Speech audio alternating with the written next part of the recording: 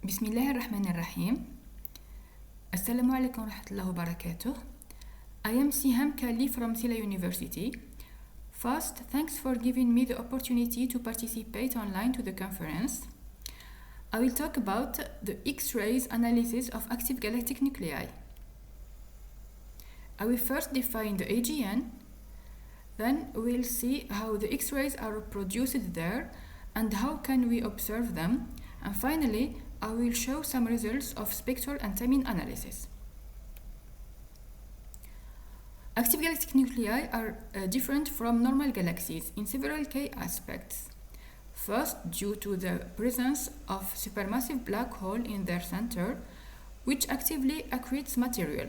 In terms of luminosity, AGN are far more luminous than normal galaxies, often outshining the rest of the galaxy combined.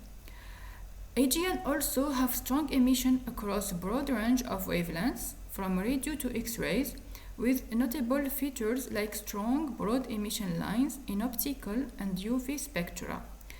Unlike normal galaxies, where emission comes mostly from stars and gas, showing less intense and narrower lines. Variability is another hallmark of AGN, as they can vary in brightness on timescales of hours to days due to the dynamic nature of the accretion disk, while normal galaxies change slowly over millions of years as stars evolve. Also, AGN spectra show signature of non-thermal emission, including power law continua and high energy emissions, often with excess infrared and X-ray emission, while normal galaxies have spectra dominated by thermal emission from stars, showing fewer extreme features. Some examples of AGN include quasars like 3C273 and radio galaxy M87. For normal galaxies, we have our Milky Way and Andromeda. So, what are AGN? AGN is the name given to many objects like radio galaxies, Seyfert galaxies, quasars, blazars, and the only difference between these types is the angle of observations from Earth.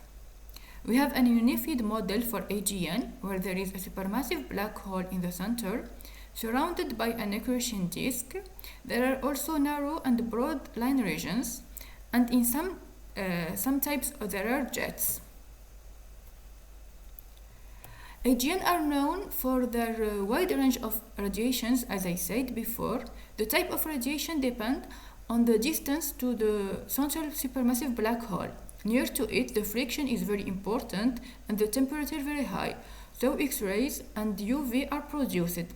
In regions far from the black hole, the temperature will decrease and radiation with lower energy will be produced, like visible and radio. Here we show the regions around the supermassive black hole and the radiation produced by each region. And as we notice, the distances increase from light days to parsecs. One important tool to study the AGN is X-rays. They are produced in the innermost regions of the accretion disk by thermal quantization. So when a low energy UV or optical disk photon undergo an inverse quantum scattering by thermal electrons from the hot corona, we have the primary X-rays produced.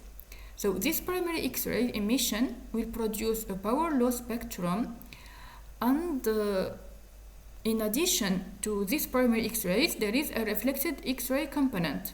It is produced by the irradiation of the relatively close accretion disk by the primary X-rays. The reflection spectrum includes prominent fluorescent iron emission lines with other emission lines, and we have the strongest fluorescent K-alpha line. So what will we observe is a total spectrum with the continuum in blue here and the reflection component in orange. and we will observe the total spectrum in the black line. Another consequence of the reflection is the time delay between the direct emission here in blue and the reflected emission in red. We can observe this time delay in the light curves, the flux versus time, as shown in the figure, and it may reach kiloseconds for some sources. Here is an example of spectral and timing analysis for Seyfert galaxy NGC 7314. It has been observed 5 times by X-ray telescope XMM Newton and 1 time by New Star. The observations were combined in order to get more signal. Here are the light curves, and in the table the observations. The spectra were fitted with the power law to model the continuum and several Gaussians to model the neutral and ionized iron lines, as shown in the plot. In the top we can see the data with the model, and in the bottom the ratio between the data and the model from fitting. Once we confirm all the iron lines, we try to understand the relativistic reflection. So we used physical models to get value of some astrophysical properties like disk ionization, for example. We used this model where Xilver is for remote reflection and rel Xil for relativistic reflection, and we used we took into account also absorption. Our main results were best fit parameters for absorption column density and spectral photon indexes. We found also different values for ionization from remote and relativistic reflection, as expected, and the height of the corona couldn't be constrained using the available data.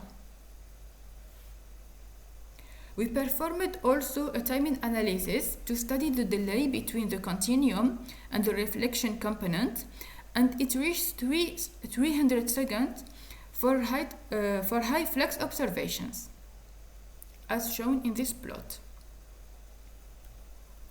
Here is another example for spectral analysis using joint observations from XMM Newton and New Star. So observations from XMM Newton are with energy from 0.5 to 10 keV, and from New Star we have the energy range from 3 keV to 50 keV. As shown in this plot, the spectra were modeled using an absorption model and a relativistic reflection model, rel Xil LPCP.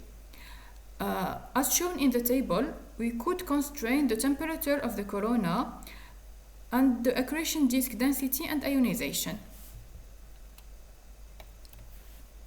And finally, my work in progress for the Seyfert galaxy Mercurian 841, which is Seyfert 1 galaxy, a subclass of active galactic nuclei. They are known by their bright central regions, driven by the accretion of material onto the supermassive black hole. Our source is particularly known for its strong X-ray emission and optical variability, its broad emission lines and strong continuum emission in ultraviolet, and X-rays indicate intense activity around its central black hole. Over years, observations of our source have provided significant insights into AGN behavior. It has been observed 9 times by XMM Newton and 3 times by New Star. The spectrum often shows the signature of quantum reflection and the presence of high energy cutoff, suggesting the role of the hot corona near the black hole.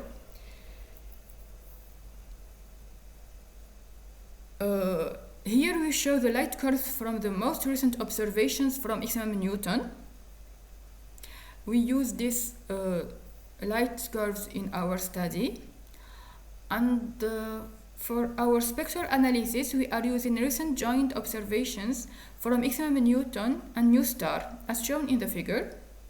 The iron lines and quantum hump are visible, And we are modeling the spectra using absorption model, TBABS, power law for the continuum, and some physical models to explain the variability of iron lines and the Canton hump.